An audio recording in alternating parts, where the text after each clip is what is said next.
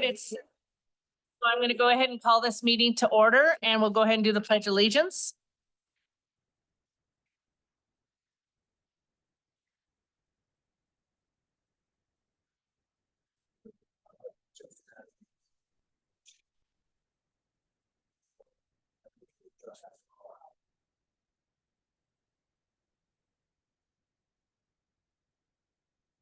All right, we'll go ahead and do roll.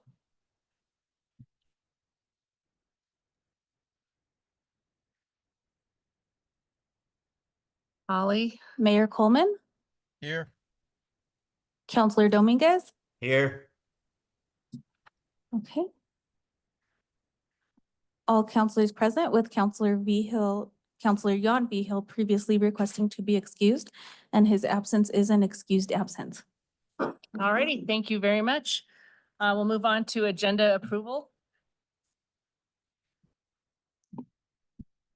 I move that we approve the agenda as is. Second. Okay. Go ahead and start voting. Mayor Coleman, Yes. Councilor Dominguez, Yes. the motion carried unanimously. All righty, moving right along. This is the time of the meeting that we go ahead and have citizen comment. Alamosa City Council welcomes your comments. Citizens wishing to speak may obtain and complete a speaker card through the City Clerk at the start of the meeting or at the front area as you walk in. Holly, I don't have any cards. Do you have any? I don't have any either. All right, is there anybody online that?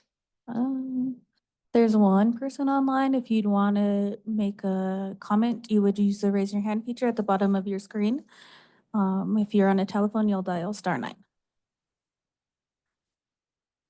And it doesn't look like anyone's raising their hand. All right, then we'll go ahead and continue to move on. And what we'll do now is then ceremonial items. And the first one we have is for AmeriCorps Week Proclamation. Nancy Harris, are you here? And anybody else you might want to bring up?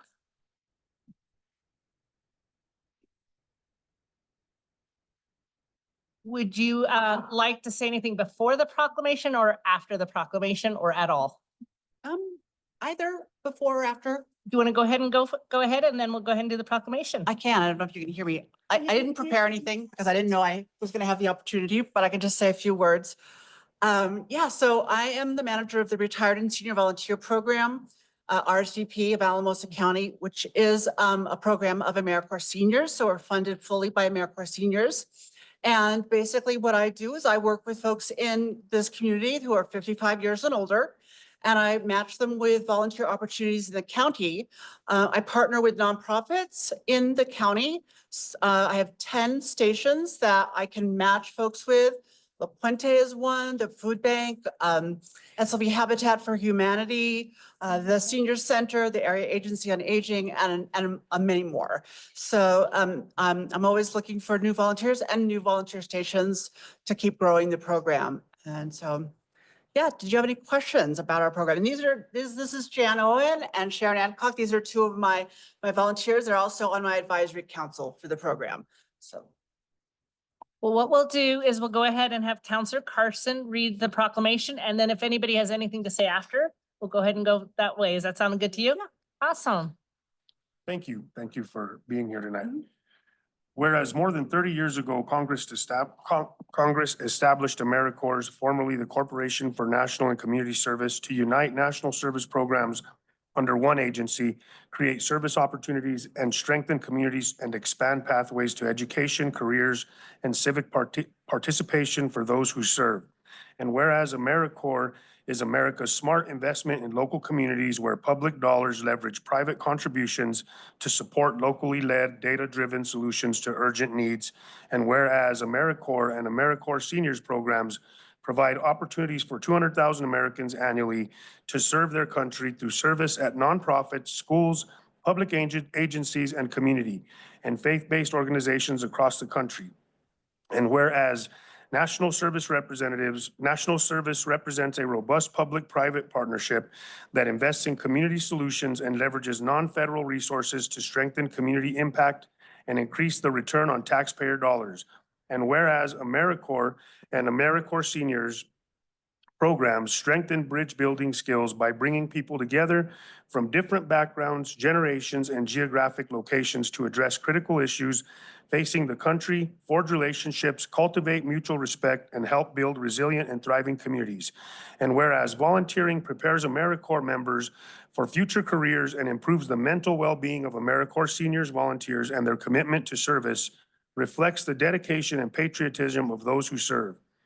And whereas through their service, AmeriCorps members and AmeriCorps seniors, volunteers improve the lives of their families, strengthen communities, and foster civic engagement in the city of Alamosa as a whole. And whereas AmeriCorps Week is an opportunity to recognize the dedication and commitment of the AmeriCorps members and volunteers who serve each year. Nearly 1.3 million AmeriCorps alumni and millions of AmeriCorps senior volunteers and their community partners, as well as to encourage more Americans to follow their footsteps in service. Therefore, let it be resolved that Liz Hensley, Mayor Pro Tem of the City of Alamosa, and on behalf of the entire City Council of Alamosa, do hereby designate March 9th through the 15th, 2025 as AmeriCorps Week, and urge citizens to thank AmeriCorps members and alumni and AmeriCorps seniors for their service and to find them and ways to give back to their communities. Sorry, the stamp is covering some of the words, so I don't know what it says. Thank you very much. Thank you. Go ahead, Don. Thank you. Just a huge thank you for bringing this program and spearheading this program in the city.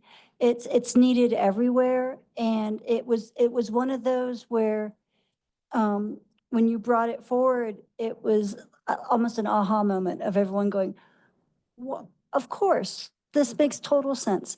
And so just to because this is out into the universe, about how many people are currently in the Alamosa or the San Luis Valley senior. Of my volunteers, Mhm. I have about 33 right now. Yep. Yep. And so the volunteers can come from anywhere in the valley. So in fact, I can reimburse mileage for somebody coming from Crestone, for example, but the opportunity has to be in Alamosa County because the federal government recognizes counties. So we're a little bit limited to the county, but my volunteers could be from anywhere in the valley. Awesome. Thank you. Yeah, I do have some brochures for my program if you are interested. Would you like me to bring some up? Okay. And I'll just, while you're getting that, I'll just add that it is a great opportunity. I think it's a great partnership where both sides really gain a lot. In my years, the amount of people I know that have been in AmeriCorps or have been a recipient of have an AmeriCorps people working for them is unbelievable. And so just thank you for all that you do. It's really appreciated. And we'll go ahead and come down there and present you with the proclamation.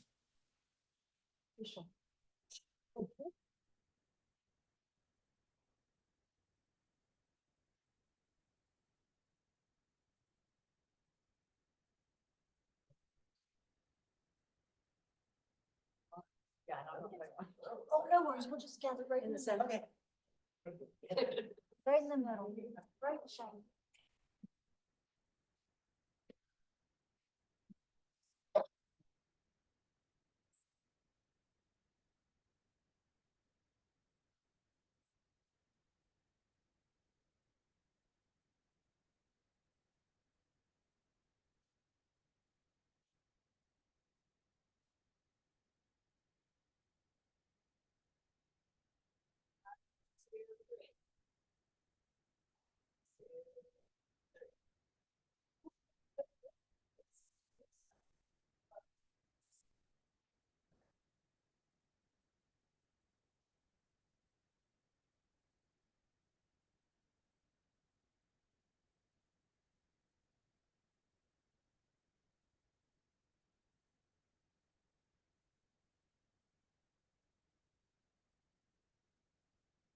All righty, so moving on, we now have another ceremonial item, and this is the Mayor's Day of National Service Recognition Proclamation. And Councilor Vigil will be going ahead and reading that one. Okay, Mayor's Day of National Service Recognition Day, March 12th, 2025. Whereas service to others is a hallmark of the American character and central to how we meet our challenges. And whereas national services expand economic opportunity by creating more sustainable, resilient communities and providing education, career skills, and leadership abilities for those who serve. And whereas AmeriCorps and AmeriCorps Seniors programs provide opportunities for 200,000 Americans annually to serve their country through service at nonprofits, schools, public agencies, and community and faith-based organizations across the country. And whereas national service participants increase the impact of the organizations they serve with both through their direct service and by recruiting and managing millions of additional volunteers. And whereas national service participants demonstrate commitment, dedication, and patriotism by making an intensive commitment to service, a commitment that remains with them in their future endeavors. And whereas the Corporation for National and Community Service shares a priority with mayors nationwide to engage citizens, improve lives, and strengthen communities. And it's joining with mayors across the country to support the Mayor's Day of Recognition of National Service on March 12th, 2025. Therefore, it is resolved by Liz Hensley, Mayor Pro Tem of the City of Alamosa, and on behalf of the entire City Council, do hereby proclaim March 12th, 2025 as Mayor's Day of National Service Recognition, and encourage residents to recognize the positive impact of national service in our city, to thank those who serve, and to find ways to give back to their communities. Awesome. Thank you very much. Mayor Coleman, I don't know if you're able to speak or if you wanted to say anything. You are here obviously not in person, but through the screen. So since this was for the mayors, I thought I'd just see if you had anything you wanted to say. Thank you, Mayor Pro Tem Hensley, for giving me this opportunity. I just would like to thank everyone who provides services to serve the communities and in so many different capacities. It really means a lot. And just thank you for running the meeting today as well. And I'll let other counselors speak right now. I am having some difficulties with my connection, so if I turn off my screen, it's because of the connections that I'm having. But thank you though, Mayor Pro Tem Hensley. Anybody else? Well, I will just echo what Mayor Ty Coleman said in regards to that. It is so important for cities, communities, nonprofits, all of that, to have people that volunteer and that do their service. And that's what makes our community so vibrant, because we do have so many people that do give and volunteer. And so just want to thank everybody who does that.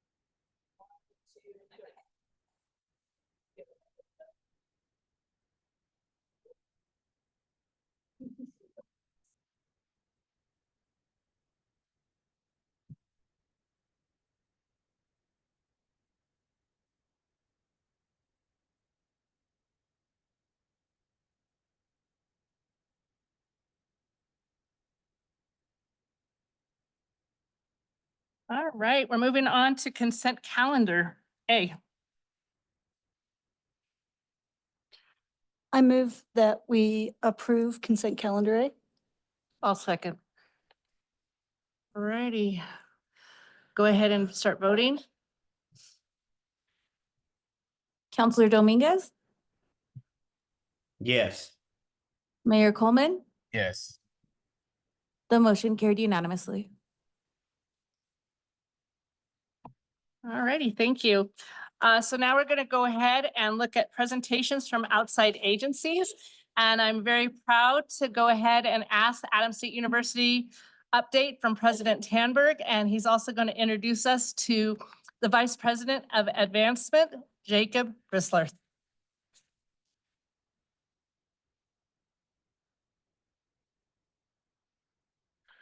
Thank you so much, council members. Appreciate you giving me some of your time, and it's an honor to be with you all. I'll start out. This is Vice President for Advancement, Jake Risler. He's been with us for almost over 6 months now. Yeah, almost seven. Almost 7 months, and his areas of responsibility include alumni affairs, fundraising, community engagement. So hopefully you'll be seeing him quite a bit, or already have, and marketing and PR. And so we're excited to have Jake join the staff, and that rounds out my executive team. So we're at full horsepower now. I thought I'd provide just a few updates that might be of interest to the council members. I've been in front of you all now a few times, and have appreciated every opportunity. And I was reflecting on my first presentation to you all, and a commitment I had for the university to be more deeply involved in the affairs of the Valley, and to be seen as a true partner, a university of destination for the students, and a collaborator in addressing opportunities and challenges in the Valley. I think we still have work to do there. I think partnerships are something that need to be nurtured and worked on every year, continuously. But in one area, we've seen some distinct improvement. And so in 2022, so that was the year I first was before the council, we had our lowest number of Valley students enrolled at Adams State that we had, at least in the data that I had access to, and also the smallest share of our students were from the Valley. Since that time, we've increased the enrollment of Valley kids by 73%. We're now at record number of Valley kids at Adams State, and also a record share. And so I'm really proud of that. It's taken real investment, strategy, and effort, but it's, I think, paid dividends. And it's something that we're committed to moving forward, is very much a Valley first perspective on what we do. Clearly, our enrollments will always include students from out of the Valley, out of the state, even out of the country. But we want to obviously keep our commitment, the kind of founding principles of Adams State, which is to serve the Valley that it's located in. And we've done a number of things. One is just concerted effort, being in the institutions, the schools, inviting them to campus. I visit personally every high school each year. This year, we've turned it into a major production with T-shirt cannons and music and reels and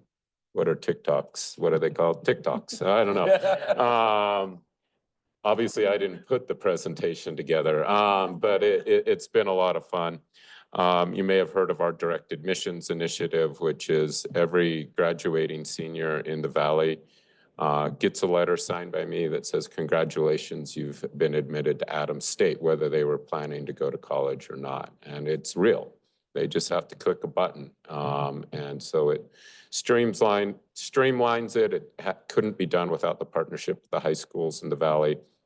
But I've had parents, grandparents, and others stop me and tell me how much it meant to their kids to get a letter that says, not only do we want you, we accept you. And We've paired that with the Adams Promise, which means any kid coming from a family making $70,000 or less goes to Adams State with no tuition or fees.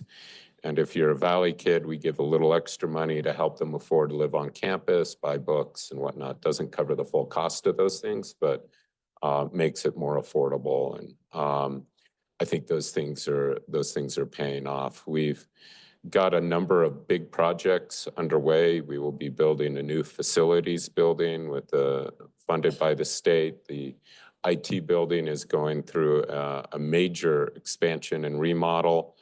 And we're in the midst of an energy performance contracting project that should do some pretty cool things and save us a lot of money, but also help us conserve resources in an area of the country that really needs us to.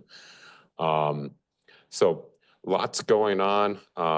This and over the next 2 weeks, we'll see our wrestlers at nationals, our runners at nationals, and hopefully we'll get good news and see Adams State's name called Sunday evening at about 10, and we'll send our women's basketball team to nationals. They're right on the razor's edge there, but it's been a good year. We're up on enrollments again this spring. That's 2 years in a row now. That's a 365-day a year fight every year on enrollments. Hopefully we'll see that continue the positive trend in the years to come. We're about up 160% in our applications now compared to this time last year. The key will be translating those to actual enrollments. So what else, Jake? I want to talk about the nursing healthcare partnership at SBDC. Nursing with SLV. Yeah. Connie Martin, the CEO, you know who she is. For the record, the CEO of SLV Health. Yeah, we've been engaged in an ongoing partnership with them to try to recruit more students into our nursing program from the Valley. We're also part of a pretty large scale Opportunity Now grant, but separately I've been collaborating with SLV Health. We've nearly closed the gap on the need for nurses, like their vacancies. That's not all due to Adams State, but Connie's reported that just in 1 year, we were able to get more of our students placed in their program. And that's great because our degree is an upward degree, so they can move into management, et cetera, or higher level nursing, and those things are really needed. We find that in nursing and teaching and probably other areas, but we've looked specifically there, if we can get a student from the Valley to enter our degree program, graduate, and then work at one of those high need areas, they stick around. We get a little less retention when they're from outside the Valley. And so that kind of grow your own program is important. And of course, you guys know of our ongoing partnership. Our Mayor Pro-Tem will tell you more about it with the SBDC, but it was really fun to celebrate its launch and success that it's already had. So thrilled to have that there. And thank you, Dr. Hensley, for your work on making that happen. With that, I'll pause and see if there's any questions or comments. And did I go? I wasn't even looking at my time. I'm really sorry. Oh, well, I got more. Oh, she went first. You're right. Go ahead, Counselor Krebs, and then Counselor Carson. Oh, sorry. And then Counselor Vito, sorry. Well, congratulations, Jake. Thank you. And I agree with everything you said.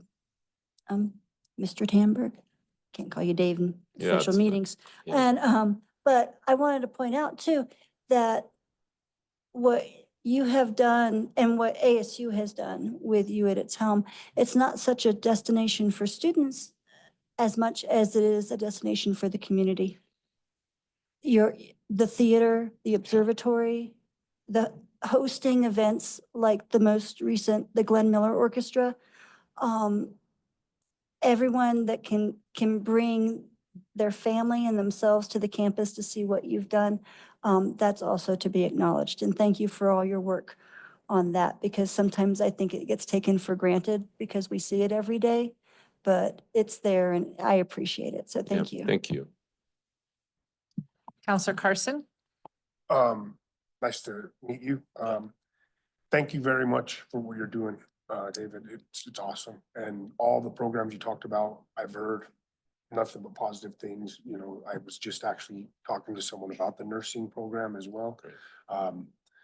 But you guys are doing great things and we greatly appreciate it. Like I've said before, without ASU, this community would be quite a different place. So keep up the good work. You guys are doing great. Thank you very much. Counselor Vigil? So as a alumni of Adams State College, it was college Me then. too. And I was very excited when you said that the Valley enrollment was up 73%. I think that's awesome. I mean, we have a college in our town. I'm excited that the Valley is taking advantage of it.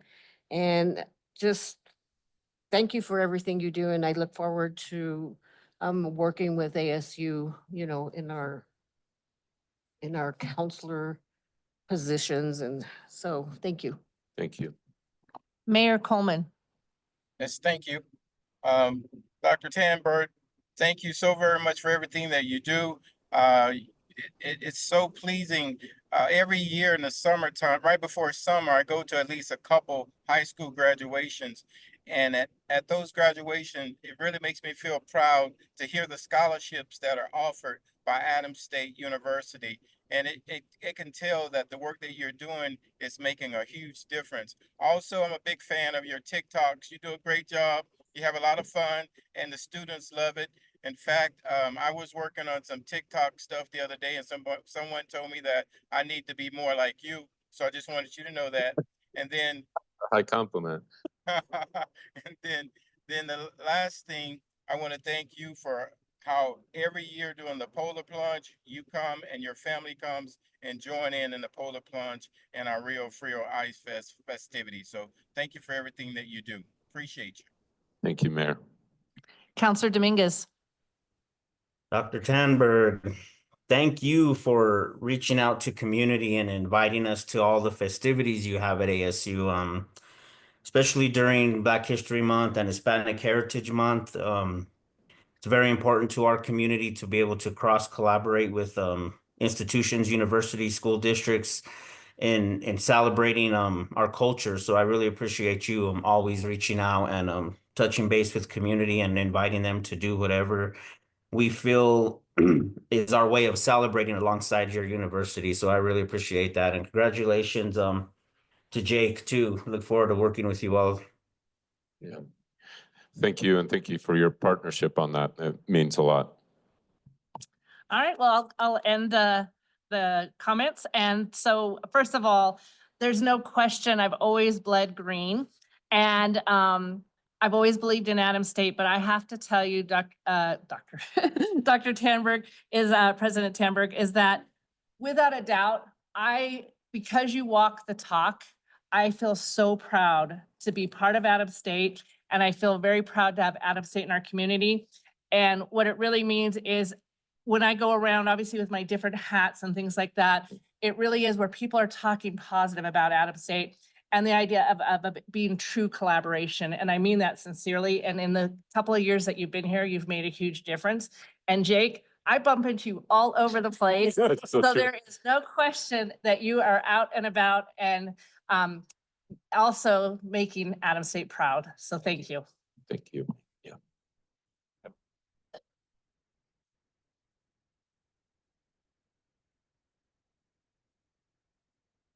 All righty, moving on, we have the Casa del Val presentation.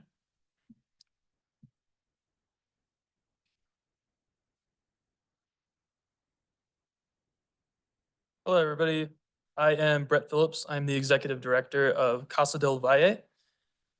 Casa del Valle is a brand new nonprofit to the Valley, but definitely not a brand new nonprofit concept. There are CASA programs all throughout the United States, and there are currently CASA programs serving in 18 of the 22 judicial districts. So we're, excuse me. We are about to become the 19th judicial district with a CASA program in the state of Colorado. CASA stands for Court Appointed Special Advocates. So the purpose of CASA is to cultivate a network of volunteers that will work as advocates for children involved in dependency and neglect cases. So essentially, they're going to meet with the child, meet with the courts, go to all the court appearances. They're going to be a voice for the child and also have the same vantage point that the child would have because they're meeting with all of those different points of contact. And then they'll be able to represent the best interests of the child and report back to the courts what they believe to be in the best interest of the child with that adult perspective, with that trained perspective. Here in the Valley, children are entitled to a guardian ad litem or an attorney to represent their best interest up till the age of 12. Past the age of 12, they receive a counsel for youth, or they may be appointed a counsel for youth. The difference there being that a counsel for youth would represent the best interests of the child as the child is stating it themselves. As we all might know, children are often misguided in terms of what they believe to be in their best interest at a given time. So it's very important that we have a CASA program coming in where volunteers might be able to represent those needs of that child and disagree with the child while taking their perspective into consideration as well. Also, although they provide similar advocacy to a guardian ad litem and counsel for youth, they're not working with those high caseloads that those individuals might be dealing with.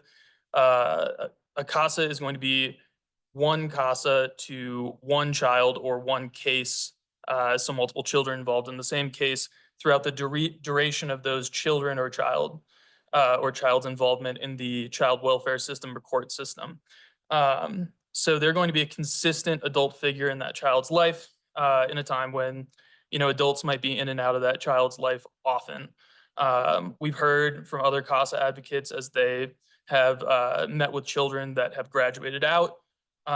Those children have said that the CASA was the only consistent adult figure that they had throughout their involvement in the child welfare system, which I think is a big statement about why it's a necessary program and why it's a program that we're excited to be bringing to the Valley.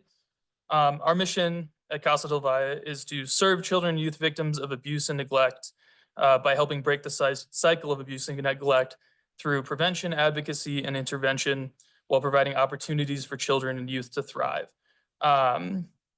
So I think that what we need most right now, and one of the main reasons I'm here presenting today, is we need volunteers. So I am looking to, just get the word out. We have our first volunteer training opportunity rather, coming up April 26th and 27th and May 3rd. I know what everybody's thinking. I have something going on that weekend. Well, not to worry. I am more than happy to do whatever I can to make a time that works for everybody. Just because you have something going on, or just because you can't make it to one of those days, call me. I will make it work for you. I'll come in after hours. I'll come in on a Saturday, whatever needs to happen so that we can get some volunteers out there. The most important thing to me is that we get enough volunteers to start serving youth in the 12th Judicial District, as it is such a high needs area.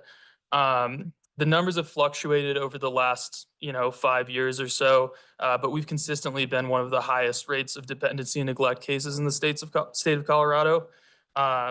So it's a very high needs area, and we'd love to have volunteers here that are willing to help out and serve those children. We were looking at an average of around 50 unduplicated children involved in those cases.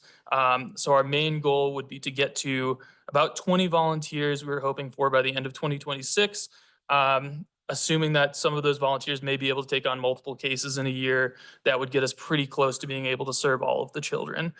The volunteer training program is going to look like 40 hours of pre-service training. 30 of those hours would take place in person in my office with me staring at me. And so beyond that, there's going to be 10 hours of outside of the classroom work to be done, learning about case reporting, learning about the system itself, the history of the system, just how to effectively communicate with the courts, how to effectively communicate based on the age of the child, or the situation that the child might be in, sort of going over some of the trauma-informed care that might be necessary. Everybody will fill out an application. They'll go through the training process. They will go through a background check process, and then they'll be sworn in by the courts. So that's essentially what we're looking for here, is some engagement from the community for volunteers for this program. I would be happy to answer any questions anybody had. I attached a flyer, I know, to the agenda. I also have some pamphlets here with me today that I'm willing to pass out, or would be happy to pass out. I have my card. And seriously, it might sound like a lot. It's a large volunteer commitment. You're looking at, up to 24 months you might be with the same case or same child. It seems like a lot of training hours on the onset. But truthfully, we know from other volunteers that have gone through the process, it's been very important to them, and it's obviously very important to the children. On a national scale, children who have had a CASA throughout their involvement in the child welfare system were almost half.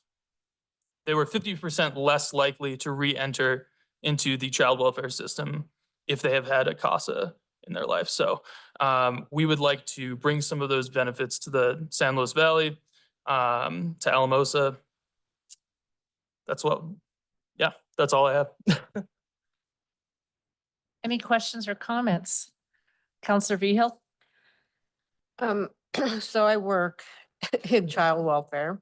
And so I'm really happy that CASA has come to the Valley. I know that a lot of people have fought for CASA to be in the Valley for a very long time. So it's exciting that you guys are here and that the kids are going to benefit from CASA. And it's child welfare, I mean, is needed, but it's a sad process. And when you have that stable adult in your life, it just goes so much smoother for them. So I'm very excited that CASA is here. Counselor Carson? Same here. I think it's exciting that you guys are bringing the program to the Valley. I actually did training on it last year. And so I know quite a bit about it. It's pretty exciting that there will be that opportunity for some of these kids. Yes, definitely give us some pamphlets, for sure. I can't speak for everyone, but information. I know probably more than a couple people that would be willing to volunteer. But yeah, thank you. It's super important, and that does help it helps that child through that whole case. Like you said, I've read a lot on cases that did and didn't have them, and the success rate, and it's pretty significant. So thank you very much. Brett, thank you so much for what you do. I echo what the other counselors have said. This is vital. Definitely, I've had situations close to me and my family. And I even hear from my grandkids, sometimes stories they tell me about their friends in school, and things that are going on. And it's great that the children have a voice, somebody to support, to be there and be their voice for them. It's really needed, and just really appreciate what you're doing. And I echo, I would like to definitely have a pamphlet and a card and see what I can do as well. Great. Thank you, everybody.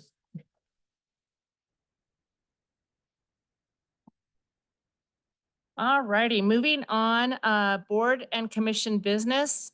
We have the library board annual report, and we have Mr. Will Krebs. Hi, everyone. Come up. We're buddies. All righty. Okay, so basically, my name is Will Krebs. I'm the chair of the library board. And can I get the next slide there? This will be our 2024 presentation. We had quite a bit of turnover with our board. Over half of us, or half of us exactly, are new to this year. Suzanne Greenwood, myself, Jan Owen, Rhonda Salzar, Margaret White, and Mandy Wilner or make up the actual board members, and then our city staff, Jasmine Hussman, Maria, my wife, and Andy, way back over there, keeping us all in check. Next slide, please. So I figured this time around, I know we have a couple new board counselors. Maybe not all the whole audience is familiar with it, what exactly we do on the library board. So I'm going to basically just give you a quick typical agenda and highlight some of the things that we've done this year. Obviously, we do like a roll call. We do an approval of the agenda, approval of the prior minutes.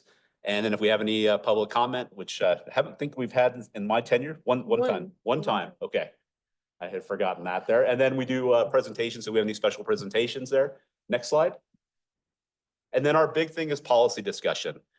This year has been especially challenging with that. We had the Senate Bill 24-216, and that basically has codified for Colorado, the state of Colorado, how libraries are treated. It's actually a very great bill that's passed. It's safeguarding our libraries and our librarians and staff.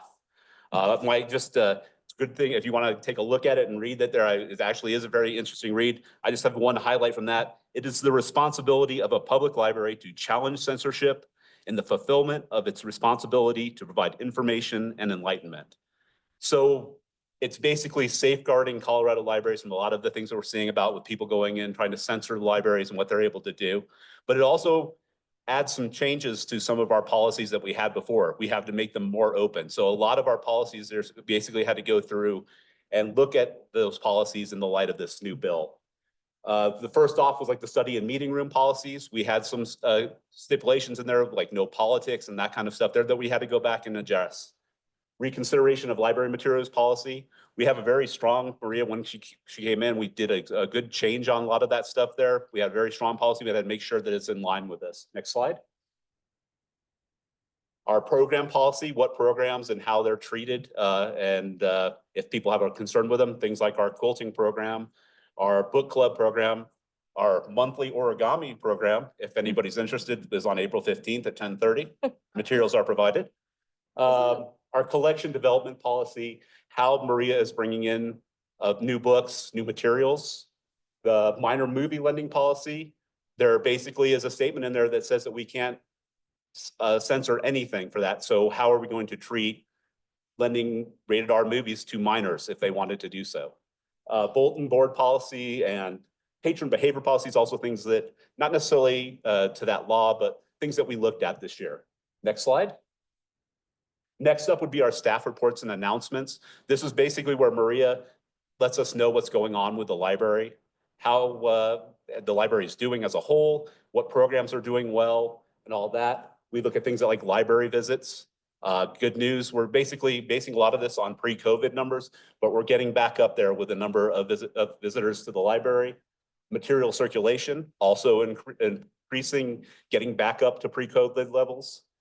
Program attendance, it's almost doubled from program. We're offering more programs. We're seeing a lot of people coming out and utilizing the library programs and things that we're doing there.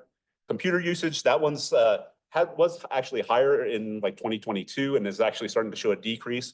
One of the things we do as a board is we discuss why this may be going on, try to give Maria and the staff ideas from a different perspective from their library or from their working. Services as well. We've added telehealth. We've added digital navigation, and then they also continue with the tech support. So we see how that's all sort of incorporated in that. Next slide, please. Next, and then would be our programs and our special items here. Here's where we discuss things like the strategic planning. When Maria came in a couple of years ago, one of the first things that she wanted to do was to get a strategic plan for the library. So she's keeping us updated on this. Once again, we give our input for how these are going. If if she has maybe an idea of something she wants to do, but maybe not a way to facilitate that, the board is there to provide ideas for that. New items, this is where we learn about anything that they're brought new into the library. One of the great things there, if you're in need of a rental for a Blu-ray or a DVD player and you don't have one anymore, the library's got them. The marketing plan, just how the library is basically letting them, all our citizens know about what they've got going on. And so we discussed that a little bit as well. And then board volunteering. One of the big things is a board where we try to be there to help Maria with anything that she might need. In the case of this past year, like it might be like manning a booth at Summerfest, or it might be interviewing possible employees for a new position. This year we had it right here, the customer service assistant. We helped facilitate that. A couple of the board members sat in on those interviews and helped with those. And we hired Elizabeth Navarro Tapia. Navarro Tapia, yeah. Tapia, not Navarro Tapia. So next slide, please. And then we end the meeting usually with board comments. This is where we tell what a great job Maria and her entire staff is doing. The library is just killing it. So definitely a round of applause for you. Thank you. And we always finish out with what we're reading. And just my recommendation for today, I'm a big sci-fi and mystery fan. Jared Kilby, the Colony Mars series, really good sci-fi. So, and then last slide. And then adjournment. So thank you very much, and I'll entertain any questions.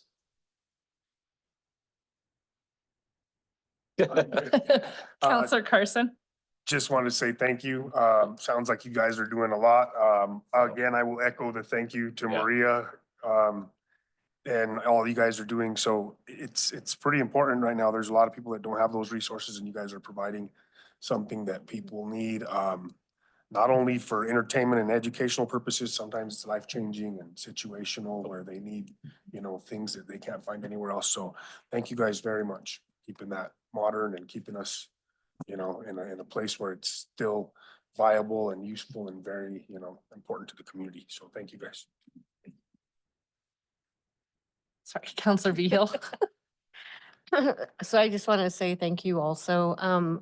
I just want to say that every time I'm in this building, I see a lot of people going to the library, and that's very exciting that libraries are coming back and people are using them more and more. So that's very exciting to see. Thank you. Thank you. I also think it's great how libraries have definitely had to adapt and adjust in the years. And what a great job you've done doing that. And what a passion our library board has. And I think that's great. And I'm on book 5 of the Outlander series. Thank you very much. I didn't So want to that's put what any I- pressure on the board to, or the council to give us the recommendations, but. And I totally apologize. These hands were not up a minute ago. We'll start off, I don't know who was first, but we'll start off with Mayor Coleman. Yes, Will, I would like to thank you and your board for everything that you all do.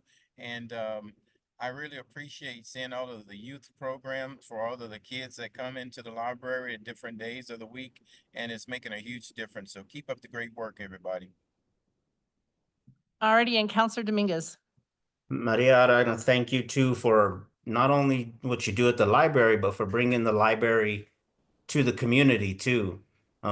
She shows up and her team at a lot of community events, and they have tables, and they do a lot of things outside the library too. So I just want to thank your team for that. And Thanks. Alrighty, thank you so much. And I, just real quick there, if Jan's out in the audience there, I didn't fail to mention that there, I apologize. Thank you for showing up. It's important. Thank you.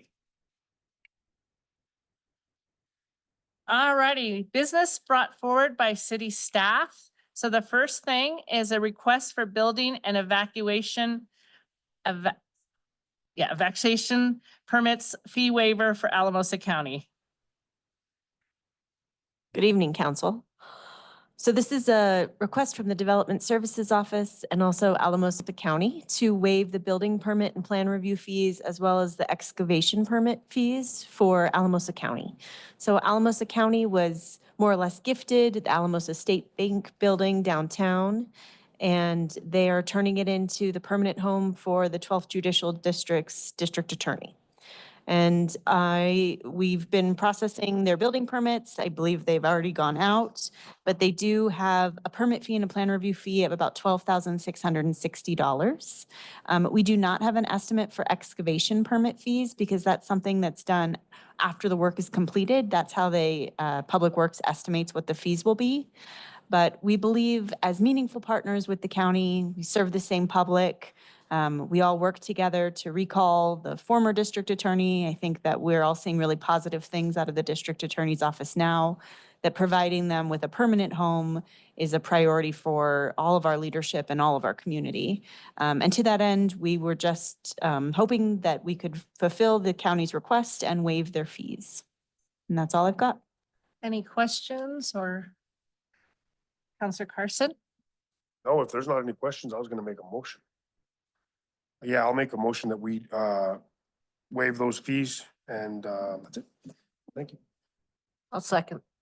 Alrighty, we have a motion and a second.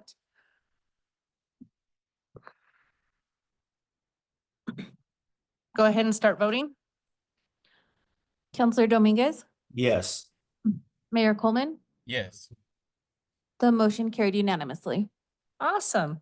All right, moving on to Little Learners presentation and motion authorizing the mayor's challenge for community fundraising. And I believe we have Aaron Miltenberger here to present.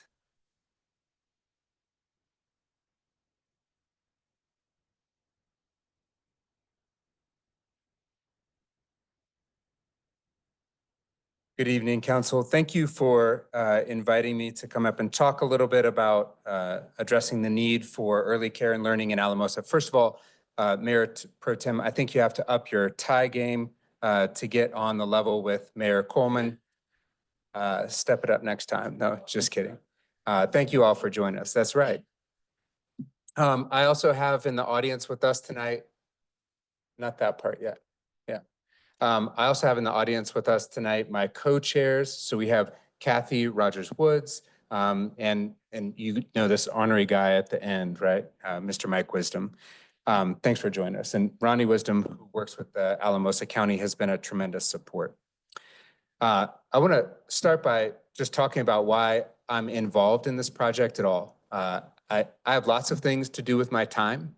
And this is yet one more committee for me to be engaged in. But over 5 years ago, a group of people asked me to get involved in something called the Early Childhood Stakeholders Group. And I said, okay, I'll show up at a meeting and see what you guys are all about. It was a group of grandparents. It was a group of employers. It was a group of people leading nonprofit organizations, community-based organizations. There were about 25 people in all, representing the entire San Luis Valley. And what they demonstrated to me was that it was critical that we have better childcare for young people across the San Luis Valley. There simply was not enough to meet the need. And I participated in this group for 3, 4, 5 years. You may remember that there was an effort to build an early care center by Alamosa School District that fell through. During that process, Boys and Girls Club asked our board to step up to be a backup to try to save that project. Our board said, yes, we'll do whatever we can to help address this need. They believed in it, and I believed in it. Because we had stepped up to designate property that is owned by the Boys and Girls Club, when the opportunity came, when that fell through, and the opportunity came for somebody to step up and take the next step to fill that need, when that project fell through, my board gave the green light for the Boys and Girls Club to offer our property and to champion this project along. So for me, this is a long-standing project. And it really starts from the need across our community for early care and learning. Right now, the number of children who are unserved and underserved. In Alamosa County alone, there are 400 children who are not able to access licensed early childhood education. According to the Colorado Department of Early Childhood, 400 children are not able to license that. Now, there's a lot of in-home services. There's a lot of family, friends, and neighbors. But right now, the wait list to get a child into care, licensed care, is between 12 and 18 months. We surveyed families and employers, and that wait list of 12 to 18 months is longer than the gestation period. You have to get on a list before you think about having children. And that's consistent with a lot of experiences. It's having significant impact on the entire region. And that's not talking about the cost of attendance. Many of you probably are aware with your own children how expensive childcare was. Right now, the average cost of childcare in our region is $9,000 to $12,000 per child per year. And that's not even true cost. The true cost, so that's subsidized by things like CCAP, TANF dollars, Head Start funds, the true cost for childcare averages $1,800 per child per month. And many families can't afford care even if there were enough slots available. Right now in the Valley, in the San Luis Valley as a whole, only 3 out of every 10 kids, if cost wasn't a barrier and transportation wasn't a barrier, only 3 out of every 10 kids would be able to access licensed care. And it gets worse for infants and toddlers. If your child is under the age of 2, then that's 1 out of every 10. There just aren't enough spaces for young people to access high-quality licensed care. But it's not just about access and opportunity and affordability. This has significant impact on our workforce participation. I'm going to tell you the story of 2 friends of mine. You may know Carmen and Eric Stevens. Carmen Stevens worked for the Immigrant Resource Center, and her husband, Eric, was the CEO for AHEC. They were really active and engaged in our community. They didn't think that they had children, and they had a miracle baby. And that baby didn't have a place to access care. They didn't get on a list early enough. Luckily, my partner opened up an in-home child care facility, and we ran that for about 3 years. And Frida went through that program in my home, but we weren't able to sustain it because it just wasn't economically viable, and the licensing requirements were too high. It wasn't something that was a priority for my family as my children got older. They had a second family, or a second child, and they couldn't access care. Eric and Carmen are up in Denver right now, and I meet with them every 6 months or so. And they say one of the big reasons that they left the San Luis Valley, active, engaged, caring people, was because they couldn't access high quality care for both of their children. And they're not alone. The lack of childcare is the primary reason why 25% of local parents remain out of the workforce. Business reports significant challenges in retaining employees due to childcare availability. We did a survey in 2023, and we surveyed all these businesses, and they said that this was a big barrier. Organizations like Adams State, I worked there for 10 years. We really struggled to recruit staff who were part of families because they couldn't find access to care. SLV Health, Valleywide, Alamosa Schools, and City of Alamosa all partnered on an employer-based childcare grant because they were seeing the exact same problems. City of Alamosa has already invested in this because you're seeing the exact same problems. And it has economic benefits to the community when we can provide high quality care. There's increased workforce participation that strengthens local businesses and economic stability. And there are investments in early childhood education lead to long-term community gains, with every $1 invested returning $7 in economic benefits, according to Heckman Equation, who was a Nobel laureate in 2022. So we brought this plan, we developed this design, we had this really great mobile, and we went to SLV Health to meet with Connie Martin. We said, we believe in this project, you should back us. We did our presentation, much like I'm talking about with you guys today. And Connie looked at me, and the first part that she asked me was, where are you gonna get workforce? If you're gonna take the same people to work at this facility as are calling in at Gingerbread, you're not helping solve anything, because my staff have to go pick their kids up when somebody's sick there or they don't have enough teachers. This region we know has a shortage of credentialed early childhood educators. Right now, only 40% of providers meet state recommendation for qualifications because many of them are in-home family, friends, and neighbors. And the average wage right now for childhood educators in rural Colorado is $14.50 an hour. It's well below a living wage. Why would you get involved in something that's not even going to pay you enough that you can afford for your own child to participate in that child care facility? Low wages and lack of professional development discourage new educators from entering the field, but our design will provide on-site training and career pathways. We've partnered with Adams State University, Trinidad State College through the Opportunity Now grant to do a study of feasibility to build pathways for early childhood educators to backfill a workforce and to make sure that we're paying those folks a living wage. $18.60 an hour is our budgeted base for all new employees. This project isn't just me or these 3 people up here. This was designed intentionally by a team. And I think I've talked to you a little bit about this before. This was families, this was licensing, this is educators, these are businesses that design the physical location that we're building. And what we know is that that physical location is more than just 4 walls and a roof. When we can provide high-quality early learning experiences, we improve literacy, math skills, social and emotional development. Those are all lacking in our community. And early education reduces achievement gaps seen in K-12 settings, with children attending quality pre-K programs are 50% more likely to be ready for kindergarten. And I know Kathy just got back from a national summit where they talked about how big of an issue this is.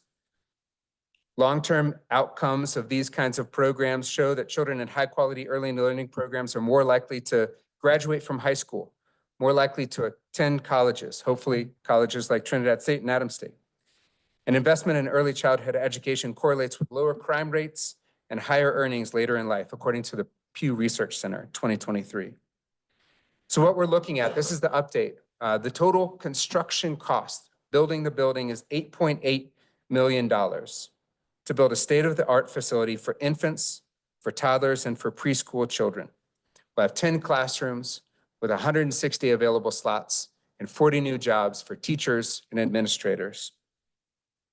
We'll put together a workforce training center to upskill early childhood educators. This will be a learning laboratory for people to get their hands dirty when they're early in their credentialing, when they're early in their education, to be observed in a classroom instead of just learning from a book. We'll provide community engagement spaces to support family education and resources. There was recently a study by SPEAR, CU Anschutz group. They did an opioid study of people who are engaged in opioid use. We know that this is an issue in our community. And the second largest barrier, according to the people that they surveyed, to mothers engaging in treatment was a lack of access to affordable, high-quality childcare. First was transportation. So our goal is to raise $8.8 million, and we're well on our way. So far, we've raised $6.2 million. Of that, $4.2 million is government grants. $750,000 comes from private foundations. Many of those are supporting other programs across the San Luis Valley. And corporate contributions, including many local businesses. Individual donors so far are at $815,000, but we still have a funding gap of $2.6 million. And for me, this is more than just a job. This is more than just a project that I'm interested in. This is personal. My two children got to grow up in a high-quality learning environment. My partner stayed at home because we didn't have any other alternatives. We were able to make that choice. And I had a friend of mine challenge me recently and say, if that was what your children deserved, isn't that what every child deserves? It's personal for me. I think that investing in early childhood education benefits children, families, and the economy. And ensuring that every child has access to quality early learning builds a stronger community.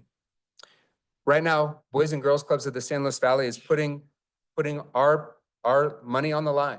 We're about to sign a loan for the gap amount because we're willing to take a risk because we believe in the need, we believe in the benefit, we believe in the community.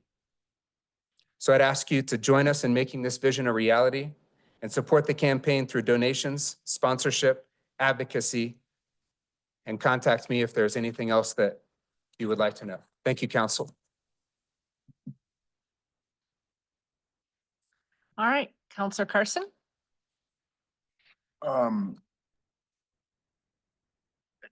Aaron, thank you for the work you've done on this. Thank all of you for the work you guys have done on this. It's huge. And you know, I'm pretty well aware with everything that's going on and everything you guys have done. I've paid as close attention as I can. And so if there's any questions, I'll make a motion that we authorize the city and the mayor's challenge and would allocate $50,000 to match local contributions. Make that motion. We have a few more comments and then we'll go with that. Does that sound good?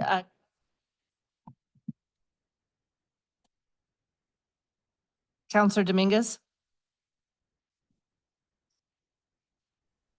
Aaron, I just want to thank you for all your hard work in all the different areas you support community in. It's not easy coming from a small rural area to handle something like this. And my hat's off to your team for being able to reach the goals you have reached. And I've never seen you give up on anything yet. So I know you'll reach your goal and you'll get there. I was on a phone call today, which was alarming for me to realize how important this is. And we definitely need to help you and assist you in any way we can. So I agree with Carson whenever we're ready to move. Mayor Coleman. Yeah, Aaron, thank you so very much for that presentation. And this early childhood center is crucial to our entire community in order for us to grow and continue to grow and prosper in the city of Alamosa. So I encourage everyone in our community to participate and contribute in any form or fashion that they can to help this dream become a reality. Thank you for that presentation. Thank you, Mayor. I'll just add real quick. So I was part of that initial group for the first 2 years. And boy, talk about passion and talk about everybody coming together for this one focus from all different lives. And like you said, it was from corporate, it was individuals, it was grandparents, everything you said. And it was like you, obviously a lot of committees to be on and things like that, but it was just one of those things that you just felt like you had to keep going because it was so important and it was so important to so many different people. And I know 100% we're going to get that last 2 point whatever, Yep. $6 million. It's going to happen. But it does mean all of us working together.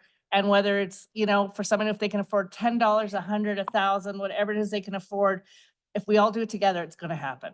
So thank you. Mayor Pro Tem. Mayor Pro Tem, if I'm supposed to say something. I don't know how I follow Aaron's presentation because it was incredibly excellent. But I think that we should probably clarify the challenge itself. So it's authorizing the city to match up to $50,000 in local contributions to this project. And so every dollar that is able to be raised reduces the amount that needs to be taken out as a loan for the childhood center. And a debt service on over $2 million is a staggering amount. It's not something that Aaron's going to go into detail because it's terrifying. But at the same time, even though this project's going to happen, its viability is very much based on how much money can be raised locally. And so there have been private donations. I've been privy to seeing some of the donation lists. I mean, people have donated really small amounts, but every amount helps.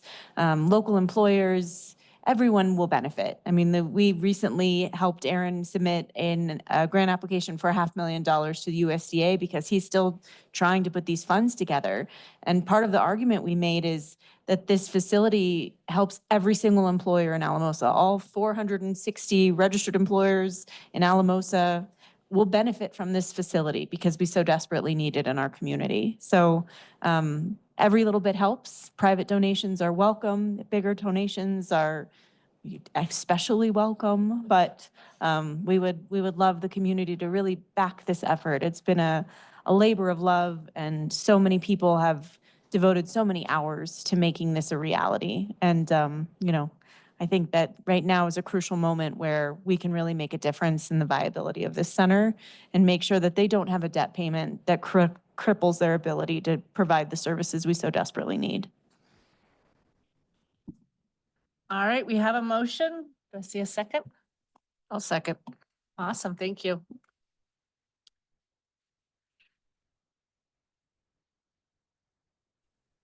All righty, go ahead and start voting.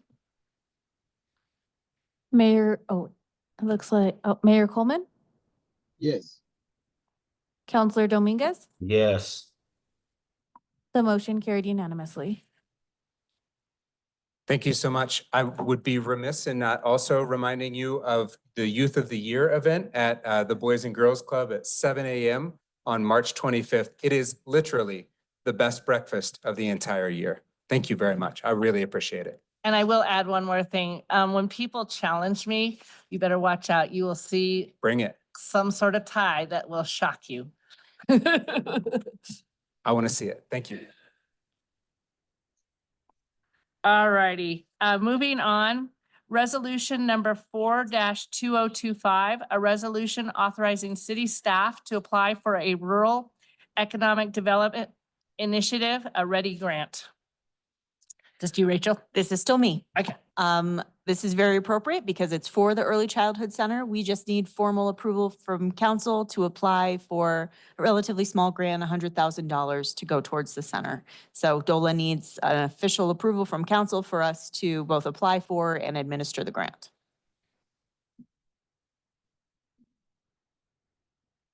I'd like Coun- to make a motion to approve resolution number 4-2025.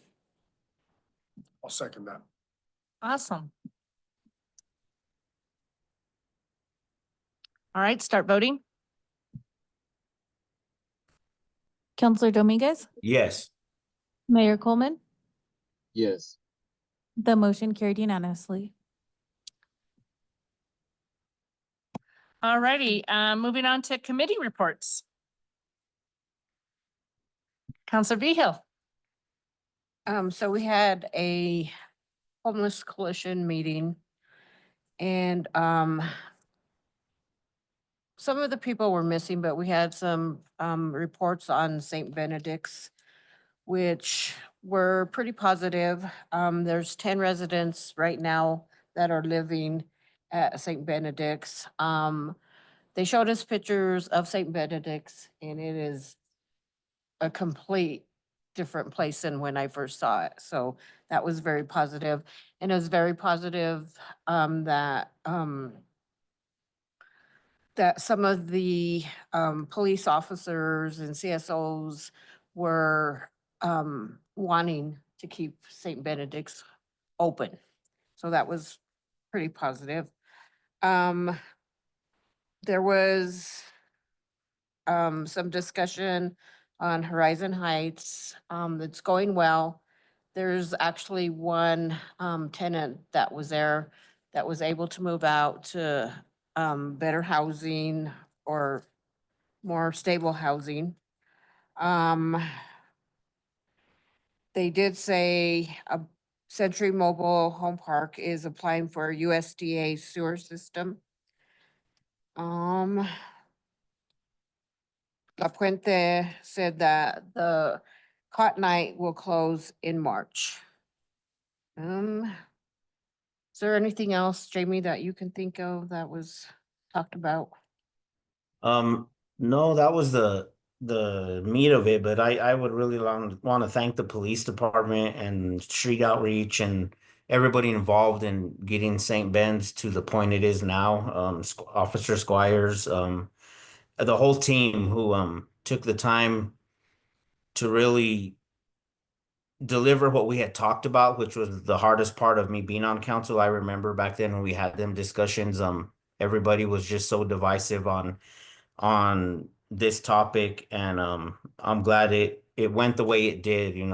We worked together, we made some new rules, we asked to move forward on the old rules, and they did that, and I think right now the population has changed, and the place looks way cleaner. The pictures were way different than the ones that I first seen. Even comments on behalf of the people involved had changed. There was some conversation around where they might be. There was a tremendous amount of bus tickets. I don't have my notes on me. I forgot them at home, but I think it was upwards. I think in the 50s, 60s that tickets were given to go somewhere else. And from my ward and to see the change, I'm very pleased, and we weren't able to handle all issues in the neighborhood. There's still some things going on, but this was a big one that I think people were concerned about, and the team did really good, and the coalition did really good on putting these things and coming to an agreement and getting us to this point. So I want to thank everybody that was involved. And for the remainder of them that are there, it sounds like they're really trying to do better and get to a place of residents. So the police department and the outreach are really doing their job to assist them with that. And I think we all looking at it a little different now. So my hat's off to everybody involved in that whole process. Awesome, thank you very much. Counselor Krebs? Thank you. The COG and the DRG held their monthly meeting. They finalized some budgets and they announced that there are some grant opportunities available for local municipalities. And so they were able to secure, I believe, another $50,000. So just putting the shout out there, if you're a municipality and you're interested, they have the money for it. Alamosa Creates, the ball is continuing to roll to make Alamosa an official creative district. The committee met with the state CCI group, Colorado Creates Initiative, and they got the foundation information of how to move forward with that. And so one of the first steps is all the outreach, and they're busy planning. So you're going to start seeing them out and about very shortly. Thank you. All right. Doesn't look like there's any others. So now staff announcements. I don't know if we have any others, but I just wanted to give council a heads up that I will be out of town for your next meeting on March 19th. I will leave you in the capable hands of Mr. Loy again, and I hope you enjoy it. There are no other staff announcements. All right. Then we got council comment.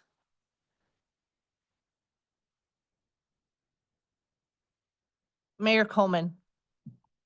I want to thank you, Mayor Pro Tem, for running the meeting tonight. I apologize I couldn't be there in person. I'm just getting back into the country and traveling back to Alamosa. But I want to thank you for running an efficient and effective meeting tonight. And thank you, council, for all of your participation as well, and staff. All righty. Well, thank you very much. And on that note, we are adjourned. Thank you.